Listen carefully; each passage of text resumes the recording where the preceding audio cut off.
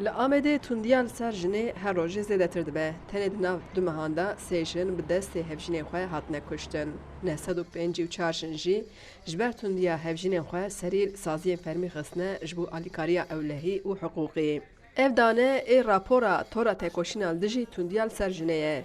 Ev tor beriya şeş mehan ji beşên jinan ên rêxistinên sivîl û komeleya jina a Rosayê hata avakirin. Armanca vê torê jî ew e ku tomarkirin û eşkerekirina hejmera tundiya li ser jinan ên li Amedê ye.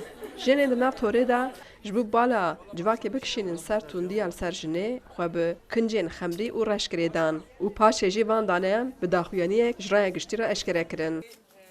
Li gorî daneyên rapora tora li dijî tundûtujiya ser jinê, di nav 945 jinên ku rastê tundiyê hatine 701 jin diger tundiya lêdanê, rastê tundiya psikolojîk û ekonomik jî mane. 104 jin jî bi tundiya zayendî rûbirû mane. Li ser 129 jinan jî tundiya civakî pêk hatiye. Her wiha beşek nû a tundiyê jî heye ku jê re dibêjin tundiya dijîtalê li gorî raporê li ser înternetê gef hatiye xwarin ku hejmara van jinan jî nehe.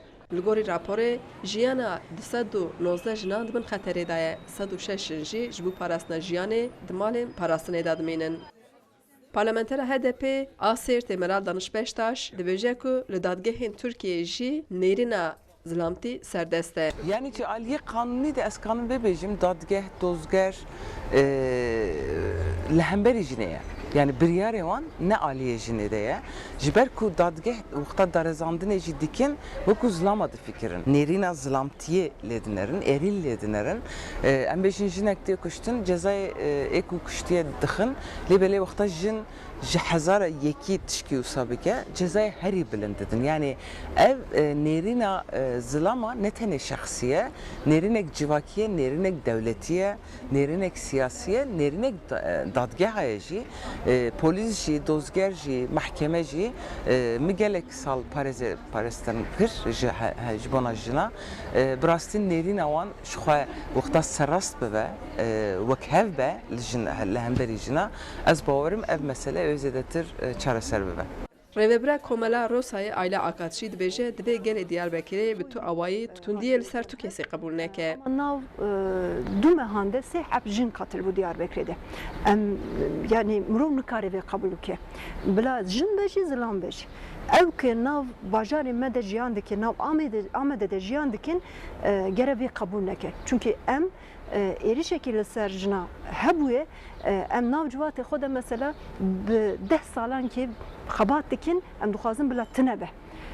Bi rastî ne wek 10 sala 20 salane ama îro jî wextekî xebatê me em baş nedin meşandin dîsa zilam dibêjî ez henim devlet dibêjî ez henim dîsa êriş li ser jina çêdike çünkü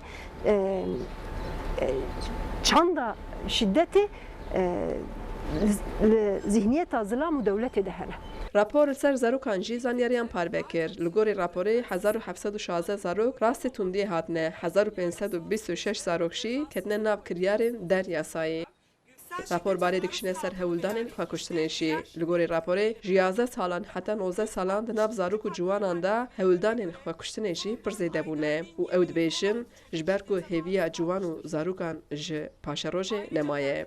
Li gorî platforma em ê kuştina jinan rawestînin li Tirkiyeyê jî di nav 6 mehan de 214 jin bi destê mêran hatine qetilkirin ku 100 jin bi destê xizmê xwe hatine kuştin. Xecî Canfarqîn, Dengê Amerîka, Amed. Görsel ve bunun gibi materyaller kullanılarak tasarlanmalıdır. Son olarak çocuk ve kadınların intihar girişimi sebebiyle resmi rakam